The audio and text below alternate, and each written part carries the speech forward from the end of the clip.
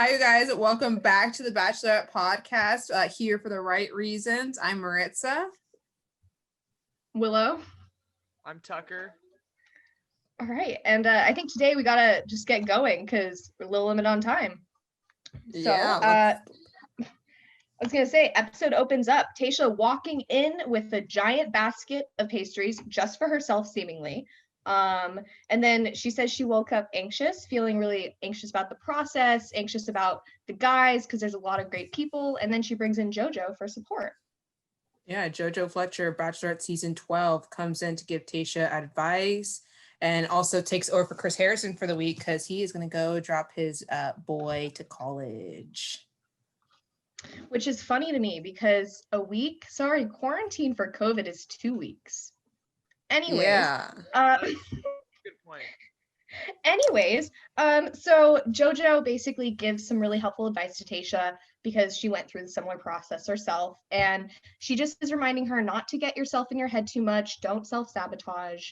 And then we skip to the guys, and they're all talking about how this is about to get really real, and then Chris Harrison comes in. And anyone want to note that he did knock per Ed's request? Oh, I was going to say that. I was like, he did knock. I was like, look at you. Chris Harrison actually learning. But he didn't wait for them to say come in. He just walked in. Yeah, it's the little steps that count. He did the dad knock, like knock and then you come in at the same time. Literally. Exactly. And Chris Harrison, that's when he gets into, that he's going to be leaving. He introduces JoJo as his like part-time host. And then they give the first one-on-one date after that. Yeah, and I think it was Zach, right? Yeah, Zach gets the first one-on-one, and they go take wedding photos, and that was so sweet. I mean, that whole date, it was just like, and I felt like the anxiousness from Tasha, because you know how she's like divorced, like she's been through that already. And like Zach felt it too, and he was so comforting, and I was like, oh. It was nice to see him open up about his past and what he's gone through, because we haven't really seen that side of him yet. Totally. Exactly. Totally. And I just wanted to do a brief 10-second appreciation moment for their host. He was fabulous. His purple Moroccans with his white rolled up short shorts and his black button up. I was living for him. He was so supportive, and I really think that he helped kind of cut through that anxiety for both people. I think so too. Yeah. And then Tasha even said that she wasn't scared picturing Zach with her at the end of this. And I feel like that just kind of, reconfirms what we were thinking of Zach being one of our front runners. Exactly. No, yeah, for sure. And I already see him being like the top 3 that ends up with her. Like, it's just totally. They have such a good connection, and it's so real and raw that she kind of lacks from all the other guys we've seen. I agree. We could talk really briefly what we think front runners are at this point. I know we've kind of touched on it, but we've got, Ben, Zach, Ivan, and probably Brandon, in my opinion. And I think that'll be our top 4. Yeah, Brendan. I think that'll be our top 4 for sure. But I'm thinking Ivan might maybe, I don't know, just with how close she seems with these other guys, I'm wondering if Ivan might be our 4th, and then he goes home before final, fantasy suites. Really? I don't know. I feel like actually I'm rooting for Ivan on this one. I feel like he really might go far with Tasha. I hope so, because they seem like they have the most genuine connection. Yeah. Yeah. Agree. And I find it kind of, Zach is an interesting one because he's kind of unlike all the other ones he listed. And he's kind of like a wild card in that way, because he's an older and wiser, and he's just personality-wise just kind of just a totally different person than those. Like Ben, Ivan, and Brendan at least have some similarities to them. Yeah, Ben definitely for me. I feel like Ben could be the alternate for the 4th place, because I don't see him winning this at all. Really? If I'm being honest, I don't see it. I don't know. There's just from Bachelorette history, it's typically the first date who was Brendan, or who there really is a connection with, which I feel like kind of might be Zach at this point, especially after he really opened up on the, evening portion of the date about how he graduated college and then immediately found out he had a brain tumor. He went in for emergency surgery, pain meds and drugs got to him, and then he got married, and he basically partied his marriage away, ended up with a DUI, and his wife left him, and he was so vulnerable and just real, and it I just was definitely low-key crying showed. through that whole story. I was just like, and like the way he like explained to her, like he turned his life around. I mean, like if you want to go on with the story, like how that moment he was like us kind of rock bottom was when he tried to cash out a check from his dad, and his dad is like, son, let's go home, when like the bank teller like called his dad, and like I think that moment, that's when he went to rehab for 4.5 months, and like I think such a fantastic like moment in his life was like how he turned his life around and said that rehab, I'm now in the board of that rehab. And I was just like, that moment, I was like, that was kind of inspirational. I was like, wow, like It totally was. I was extremely inspired by it, and you could tell Tasha was too. no, for sure. And then I think from there we skipped back to the guys, right? And it was Noah and Bennett were talking, and sorry, I'm like going back to my notes. Bennett was saying that if poor Tasha has to spend a one-on-one with Noah, I would feel really sad for her because she would have to have the worst night of her life. And there goes Bennett with the snarky comments that he completely denies he even makes any of later on in the episode. The entire episode, he just does not denies, and it's like, me and Noah have no beef at all. And here's the thing. So, no, go ahead. What were you gonna say, Tucker? I was gonna say, we can go further into detail, but Bennett displayed some manipulation a lot in this episode, where he was like, no, I don't know what you're talking about at all. I like, if there was any problem, I would have known about it. But he was basically, fueling the fire throughout the episode, and he was, I don't know, I think that those are some dangerous personality. I agree. I feel like exactly. That was villain moments for sure. They're just kind of constantly seeded throughout this season with Bennett, and it's really interesting. And it's so funny though, because I think like Tucker knows is like at the beginning of like the entire, like starting off with Claire's part of the season, I was like, oh my god, I love Bennett. Like his like personality was so like funny and like so really quirky, out of character, and very quirky, and like I liked him, and I was like, I just like really enjoyed his presence. And then like this episode, like it just turned a switch, and I'm like, I don't like him at all. Like he just was bothering me so much, and I was so frustrated. I was like, just send him home, please. Like, no, stop. Go back to your Long Beach, your New York, your California, whatever house you want to go to, your chateau in Paris. I was going to say, I want to continue talking about the Bennett, but I feel like we need to focus a little bit first on just the end of the Zach date, and also Easy getting that one-on-one that he was so pumped for. That was major. And then Tasha said she was falling for Zach. And now we get into our group date, where we have so much more drama, obviously, because the guys walk in on 2 naked people, and they automatically think, great, we have to get naked on national television again. And Blake was like, this is the 3rd time getting naked. I was like, God, the things I do. Blake's comments, Blake's a little weird, a little creepy, but his comments were definitely good this episode. Yeah. And then, so the guys, they basically had to sketch nude people. And Bennett, he took the seat right next to Tasha and literally told Noah to F off on TV. How did Tasha not say anything? I know. And like, I think like he was like, yeah, Noah's seat is for me. I was like, and then Noah, I think this episode was taking Noah's side, surprisingly. I was like, okay, I think like we need to like move past this now. Like Bennett, you kind of need to grow up in this one.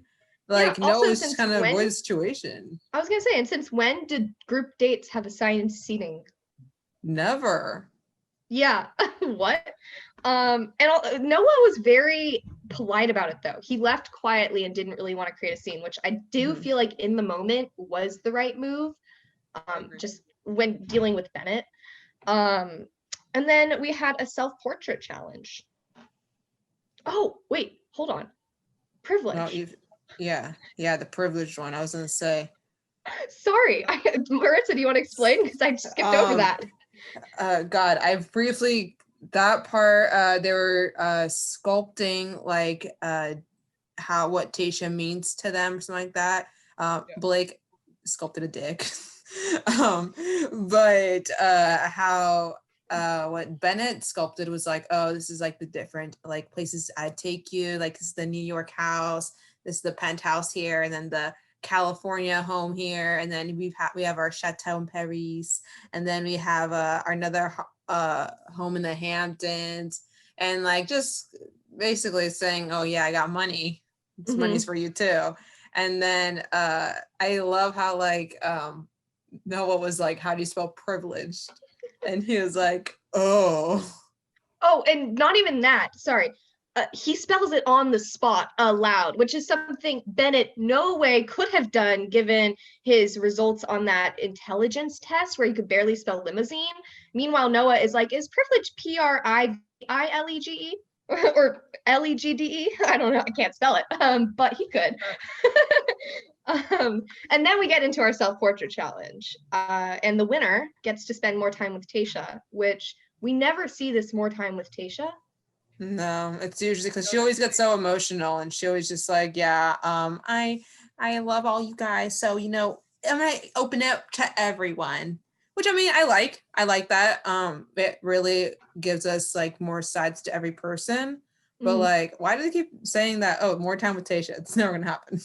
I know it's did that this episode specifically to further fuel the fire between Bennett and Noah, because they could all kind of be in one space together. I mean, that's just kind of how I saw it, maybe.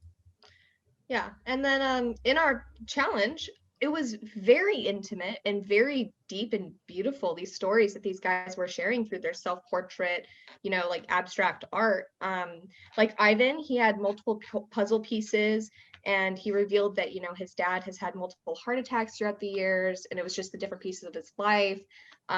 Blake, on the other hand, had a turtle dove. That was actually really cute. Said he grew up in a crazy household and he was willing to search far and wide for love. Riley had a beautiful painting with clouds with a lot of symbolism for his mom. It was just so beautiful. And then I'm so bad about my memory. Who won? Who won? Yeah, who won? I don't think they announced a winner in that category. Yeah, no. Is that why? Okay, I'm like, is it just me not remembering it, or did they literally not announce who won this challenge? Yeah, no, they didn't. I mean, I guess the standout probably would have been Ben because of what he did at the end, but yes, God, that was kind of uncalled for, but I'm not complaining of what I saw. I'm just okay. Is it bad that I thought he was gonna come out and his was gonna play a tragedy card of like, I got testicle cancer and I don't have balls? Like, that's what I thought was what he was doing, you guys. I don't know why, but I was like, he's coming out there naked to show that he's been through a lot and he's ready to keep going. It was quite the opposite. He was like, you know what? Look at this.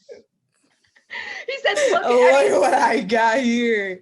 Look what I can offer you.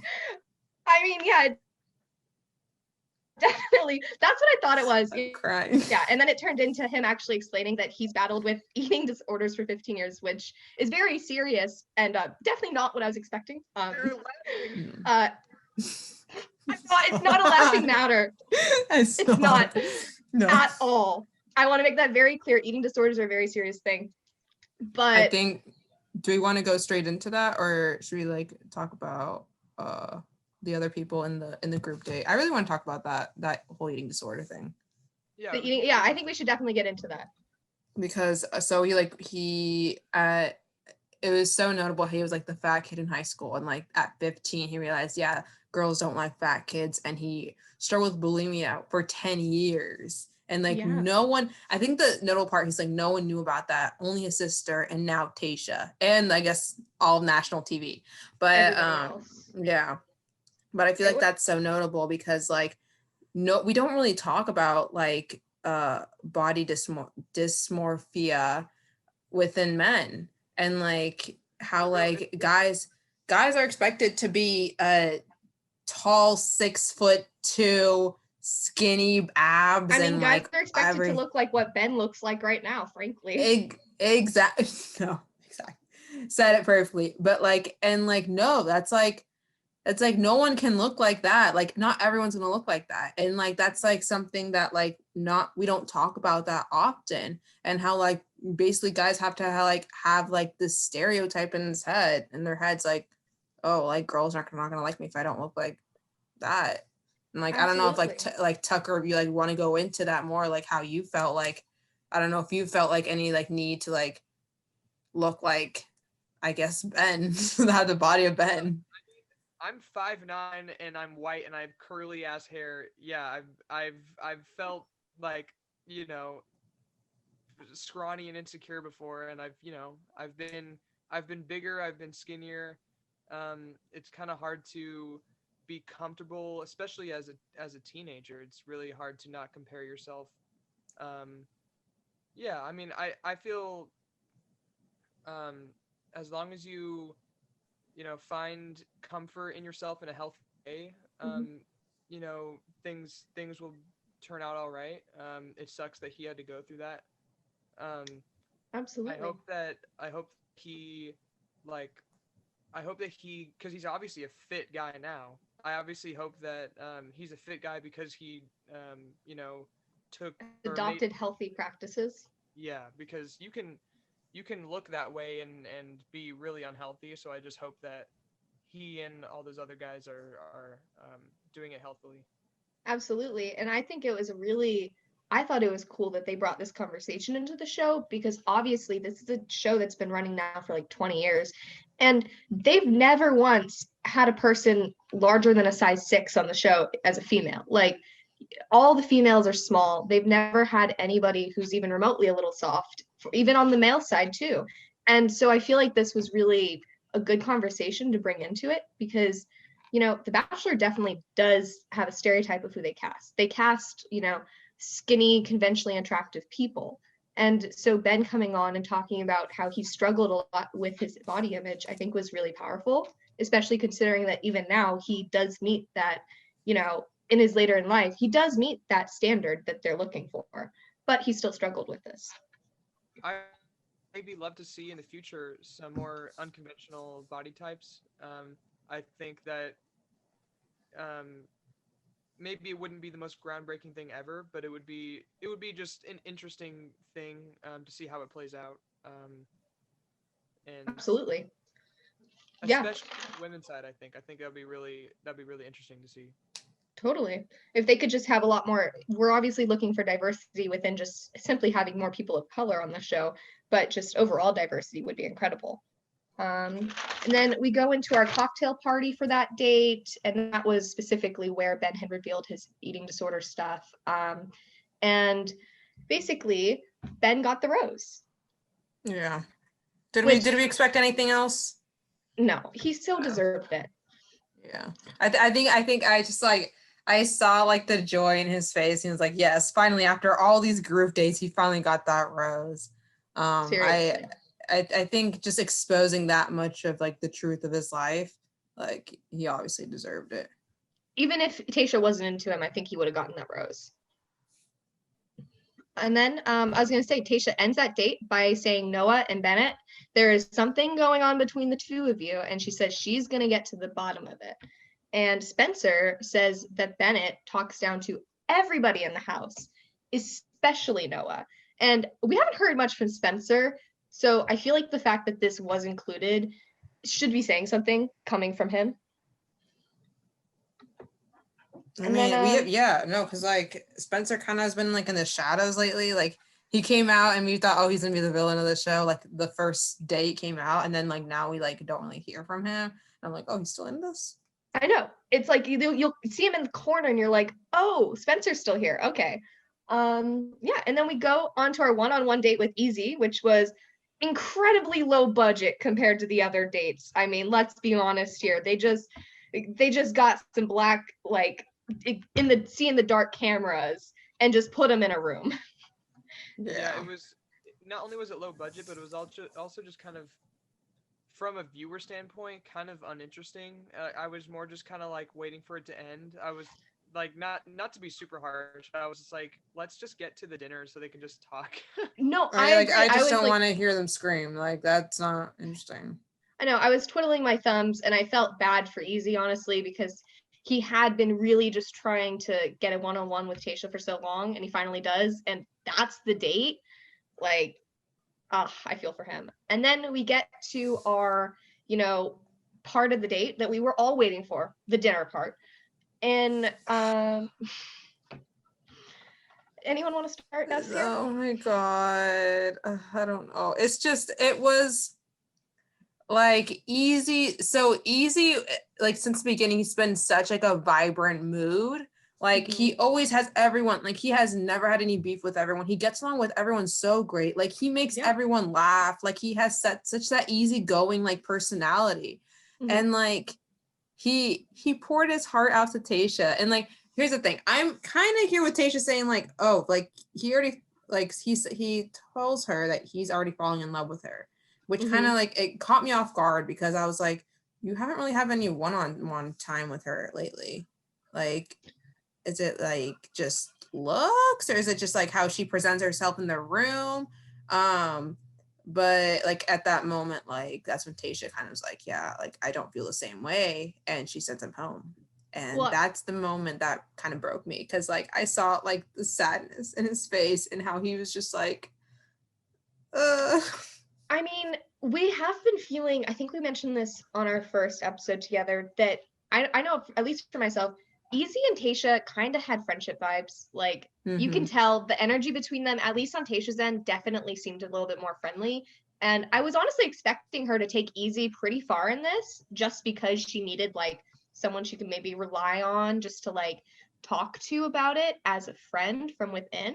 And you could even see the way they were walking up to each other, greeting each other at the dinner party, making little eye contact. It was fun, but on Tasha's end, still kind of seemed like she was just greeting a friend, whereas he was really in it. And she obviously felt that too. I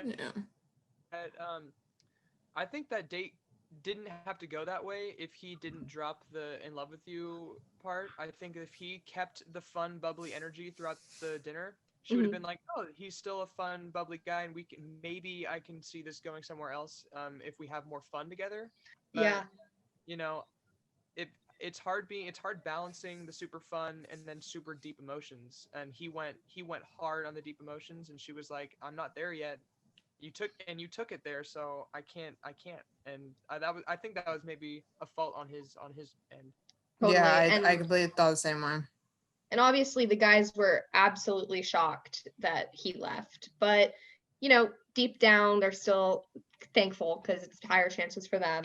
And then Tasha from there sends JoJo in to tell Bennett and Noah to basically meet her early before the rose ceremony and before the. I mean, can we like backtrack quickly? Did I skip something?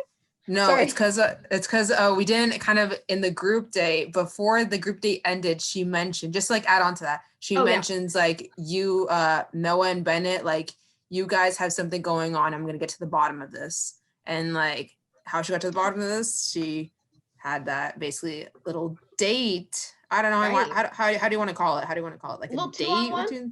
Little two. Yeah, there you go. Little 2-on-1. You can go on for sure. Yeah, and then Bennett was way too confident going into this, literally saying that he crushes life under pressure and he has barely an inkling of nervousness in the back of his mind. And I really just feel like, honestly, for Noah and Bennett both, it kind of does seem like they're just playing the game, like they're kind of just trying to win. And then Bennett brings Noah a gift as a peacemaker. The gift. And Bennett asks if he wants to open it. And do we want to break down the gift in the steps? So the first gift is a friendship gift, a gift of peace. It's a red bandana from their cowboy days, he described it. And I was like, yeah, because you know how like Noah is from Oklahoma, and like I guess Bennett has cowboy days. I guess. We probably just didn't see this conversation. And then the second gift was a mustache. I can't pronounce it. I almost said mushroom. Mustache. Mustache socks. And then the third is my favorite. Does anyone want to have the honors of introducing this? Oh my God. It was the emotional intelligence book. And he breaks down that there's 4 emotional I can't talk, emotional intelligences. And that, oh my God, he's deficient in 3 of them. 3 out of the 4 levels of intelligence. And he says that it's okay though, Noah, don't worry. I didn't have emotional intelligence at your age either. So don't stress it. You're just young. And this is the moment where it hit me. Is Bennett just a dick, or is he just so smart that he doesn't realize that like what he's saying hurts people or comes off wrong? You know, like when like how geniuses sometimes don't pick up on social cues. I feel like it's a mix of both, honestly. I think he's pretending not to know.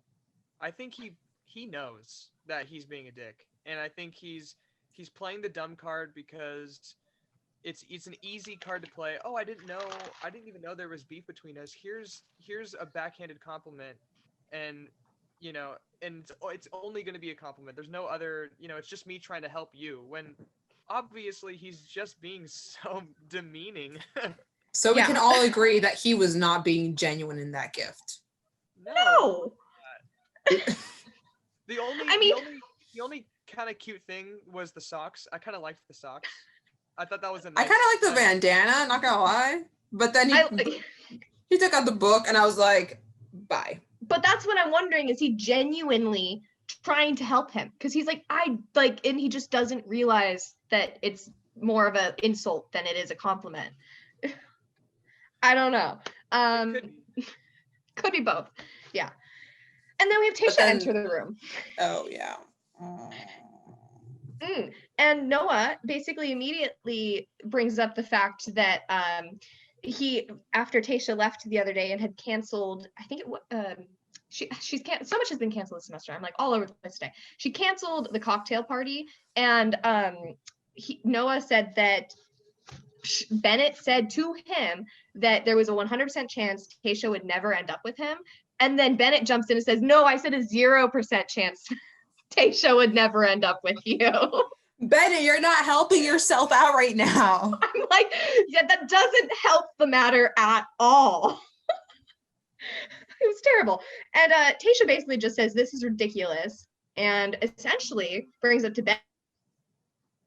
Bennett that she is questioning her integrity because he questioned her canceling the party.